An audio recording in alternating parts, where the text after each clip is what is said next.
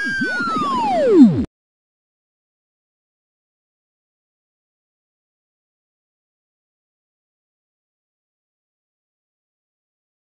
this is Middie from MiddieBuzz.com over here again at my house, Buffalo Wings and Sports Pub. That's right.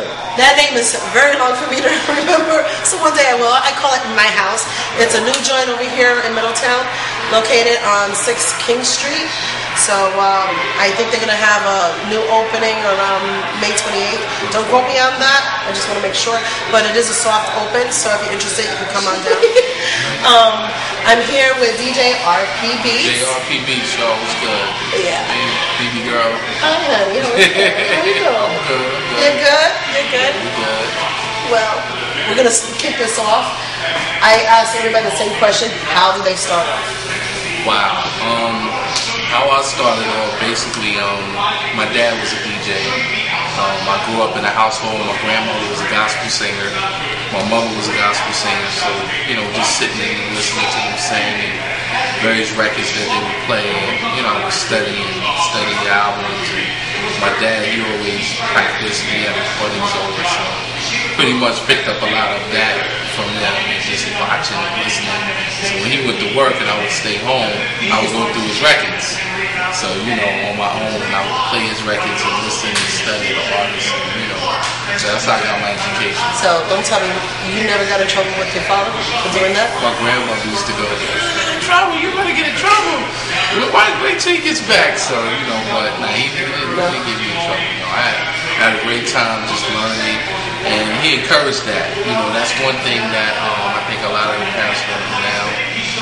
They don't really pass down that legacy, that musical legacy or education to the new generation, so they can have an appreciation for the artists and support those artists, the older artists as well, and appreciate the whole culture in general. So I think that they passed down Motown and all that music to us. So we had a profound respect for Marvin Gaye, Michael Jackson, and those artists because of that. But I think that also goes along the line of your DJing style. Right. Because of that. Right. right. Now, did you start off in vinyl and then convert it, or did you start off digitally? I started off originally with vinyl.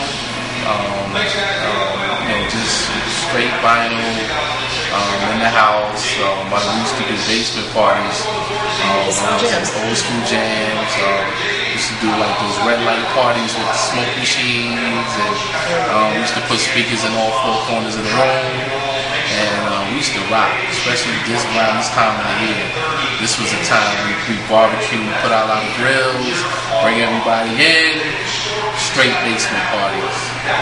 $5 a guinea, get a free plate. I don't think they do those things anymore. They don't do that anymore, right? You get in trouble now. Right. You do a party in your house, you get in trouble. It doesn't matter. Right. It doesn't matter now. Right. Now, I know that you own your own production company on top of being a DJ. I started, originally DJing, and later on I started developing into production.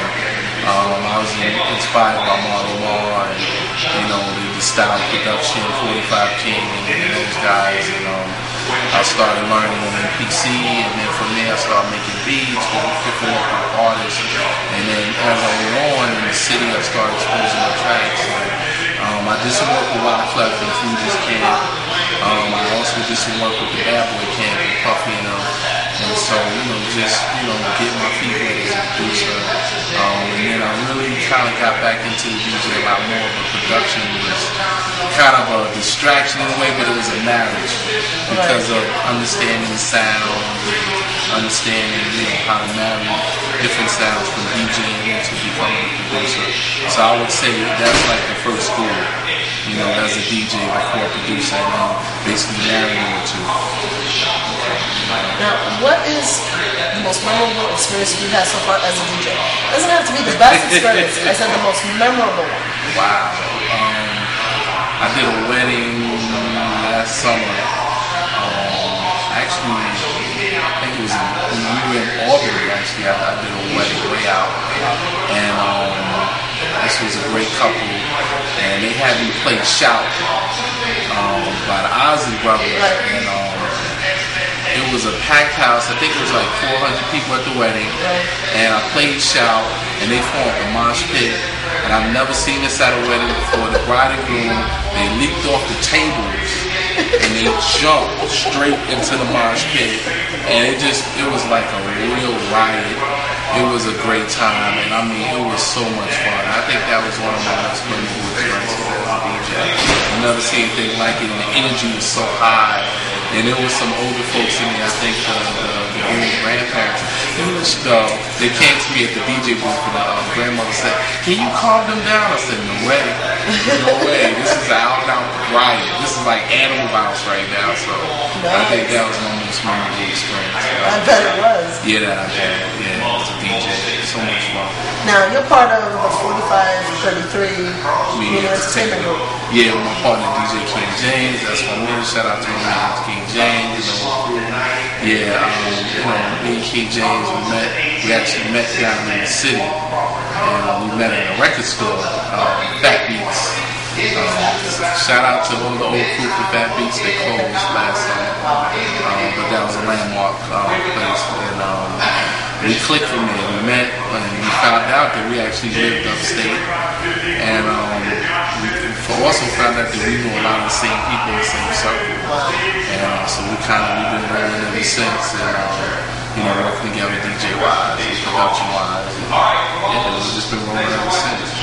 Now, the one thing I found very impressive the first time I met you guys, or really saw you guys do your thing together, was to see two DJs simultaneously play together. Right. And then, I could understand one person does one thing for a while, one person does the other thing, right. Half hour, 40 minutes, whatever it is. But to see you guys do it in synchrony, right. That was something that was extraordinary. Now, if you never seen that before, you gotta check out one of their gigs. Right. Because you guys do old school. Yeah, we do a throwback party the first Saturday of every month. It's called the 80s, 90s throwback party. Myself and King James. We play a lot of all the classic music, reggae, house, freestyle, R&B, hip-hop. That was a party that we designed for the older crowd, or the crowd that really wanted to hear that sort of music outside of the club. And so we basically set up 4 turntables. You have 4 to 6 to 8 speakers. You have an incredible sound. You have 2 DJs who, when we come together, we orchestrate like we are musicians. We use our turntables in that way, and we call ourselves Orchestrated Soul, and that's basically our concept when we come together. I've seen some people try to duplicate that, but they can't, because it is all a science of how we do it. And a lot of people love it, and we do it well. We do it well. And we have some other events that we're about to present to the people as Orchestrated Soul, and it's going to be coming very shortly. We have something that is in the works right now, but I don't want to mention it yet. Nope. It's in the works. Don't bust the bubble right now. Right. Don't bust it. But I know that they can check you guys out. Sometimes at Salsa, sometimes at Blue Martini. And my house. Coming soon. My house. This house. Not his house. You hear the sounds blaring from the speakers. Yeah. And you will know it's us. That's so shout out to Edison. That's cool. And I gotta give a shout out to Edison too for being so courteous and letting Middie Buzz use this spot in order to do the interview today. So, Mr. RPB, it was a pleasure as always talking to you. Again, this is Middie from MiddieBuzz.com. If you want to know what the buzz is all about, please visit www.MiddieBuzz.com. See you later. Peace.